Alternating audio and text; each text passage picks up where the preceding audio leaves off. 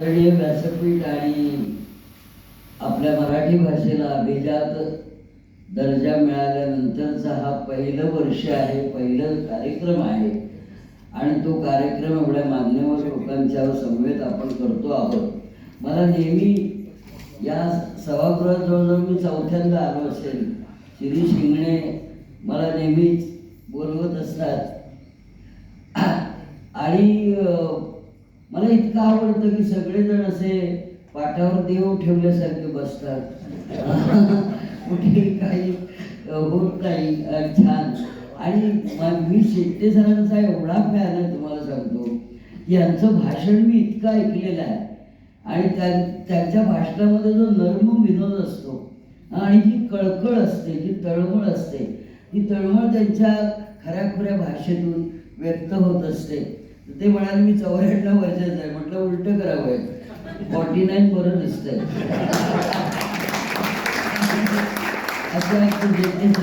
आणि मला आश्चर्याचा धक्का, शर्मा सर आता जे बोलत होते मराठीमध्ये, मराठी माणसं सुद्धा हिंदी बोलत नाही, पण हिंदी माणसं, अमराठी माणसं जेवढी मराठीवर प्रेम करतात ना, तेवढी मराठी माणसं करत नाहीत, असा माझा आतापर्यंतचा अनुभव आहे.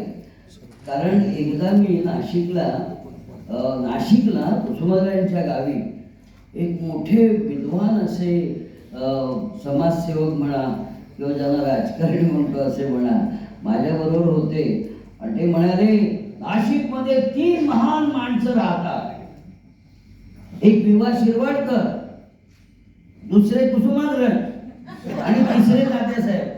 अरे एकच माणसाची 3 रूपं. म्हटलं ब्रह्मा विष्णू महेश एकच आहे म्हटलं. तसं नाही. तर मला आणखी आनंद झाला की आमचे शिरोडकर, गोपीनाथ तिरोडकर हे जे आमच्या इथल्या युनियन आहे त्याचे जे अध्यक्ष आहेत आणि इतके प्रांजळ आहेत की जवळजवळ माझं शिक्षण आणि त्यांचं शिक्षण एकाच विभागात झालं.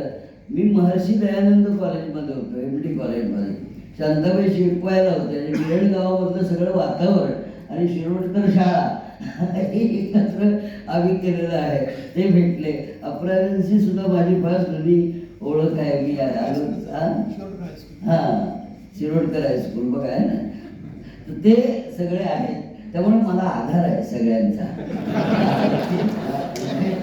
आणि आधार फार महत्त्वाची गोष्ट असते. बावीसजी, आपण जेव्हा कळलं तुम्ही MD कॉलेजमध्ये तुमच्या बरोबर बोलायचं आहे, थोडं हितगुज करायचं आहे, गप्पा गोष्टी मारायचं, मला खरंच आनंद झाला की बावीस सर पण, मी पण MD कॉलेजचा आहे, महर्षी दयानंदचा विद्यार्थी, ते पण यावेळी. आणि आमच्या काकांकडून ऐकायचं त्यावेळी बावीस सर सांगतील की त्यांना या याच्यामध्ये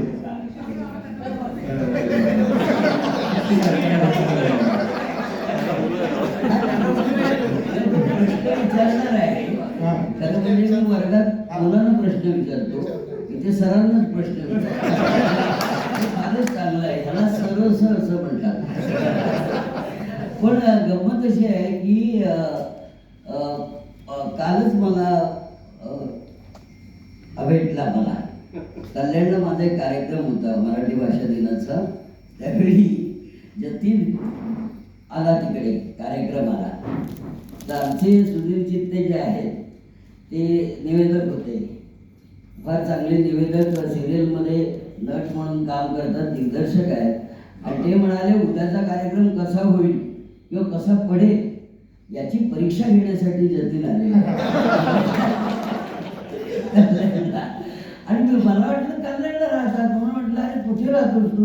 तो म्हणे भायखळ्याला. बापरे, एवढ्या लांबून मला आजमावायला आले होते, म्हणजे बघायला आले होते. तर मला खूप आवडलं ते. आणि त्यामुळे आणि त्याचे एकंदर पाहताना मला एकदम आर्किमिडीज शास्त्रज्ञ होते ना, आईन्स्टाईन वगैरे तसं आहे, तसे ते दिसतात. त्यामुळे फार छान वाटलं मला फार कालपासून. आणि आणखी एक सांगतो, मराठी भाषा दिन असल्यामुळे बघा, दिन हा शब्द बरेच जण दिन म्हणतात. एकदा हे शिक्षक दिन म्हणून होता आमच्या ठाण्यामध्ये.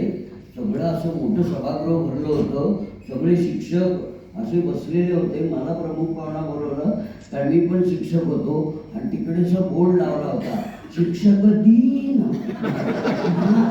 आणि मी बोलायला उठलो आणि पहिलंच वाक्य उच्चारलं, तुमची आताची स्थिती सगळ्यांना जाहीर कशाला करता. तसं आता मी तिथून का बोललो नाही त्याचं कारण त्या ठोकळ्याला आज मराठी भाषा दिन आहे, या ठोकळ्याला मराठीत काय म्हणतात हे अजून कुणालाच माहिती नाही. त्याला आपण पोडियम पोडियम पोडियमच म्हणतो आणि जसं स्टेडियमला स्टेडियम म्हणतो तसं याला पोडियम म्हणतात. हे जेव्हा पाहायला गेलो मी शब्दकोशात, आता शब्दकोश हा सुद्धा एक फार मोठं पुस्तक आहे. शब्दकोश ज्याच्या घरी असेल ना त्याला शब्दाची अजिबात फिकीर वाटत नाही, तो कधी शब्दकोश उघडून पण बघत नाही. गंमत अशी आहे की एकदा शब्दकोशामध्ये मी गेलो काय बघायला, दाभण. कारण आताच्या मुलाला दाभण वगैरे काय माहिती नाही, तो गोडी वगैरे शिवतात ती दाभण. तर ते दाभणच्या समोर लिहिलं होतं शब्दकोशात मोठी सुई. मग मी सुई हा शब्द पाहिला जाऊन, तर तिथे लिहिलं होतं छोटं दाभण. विजयदीप कुठे झाडासमोर, झाड कुठे विजयदीप समोर. त्याला मराठी सर्क्युलर डेफिनेशन. पण म्हणून मी त्याचं बघायला गेलो तर त्या पोडियमला काय म्हणतात माहिती आहे, ध्वनिक्षेपधारक, ताव मारक, उभी आडवी काष्टपट्टी.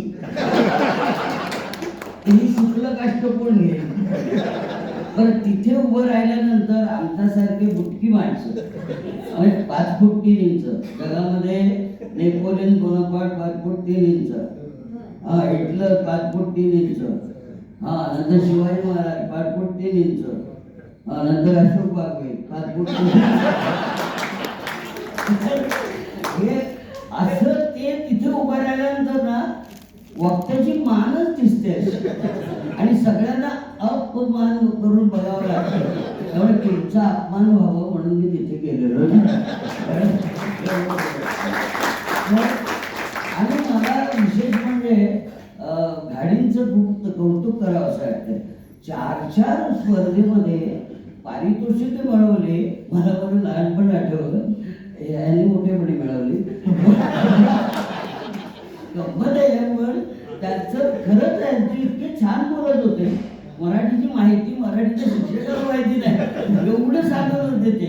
म्हणजे पहिला श्रवण बेळगोळ नावाच्या गावी कर्नाटकामध्ये, त्यावेळी कर्नाटक नव्हतं, संपूर्ण प्रदेश आपलाच होता तंजावरपर्यंत. त्या कर्नाटकमध्ये श्रवण बेळगोळ नावाचं गाव आहे, त्याच्यामध्ये गोमतीश्वराचं मंदिर आहे. त्याच्या पायथ्याशी ते ज्याने उभारलं त्याचं नाव कोरलंय श्री चाऊंडराय कर्विले. ही माहिती या माणसानं गाडी पहिलं मला सापडलं निवेदन की ज्याला एवढी माहिती आहे. नाहीतर निवेदन ना एकदा इतकं सांगतो, गंमत सांगतो तुम्हाला निवेदकाची.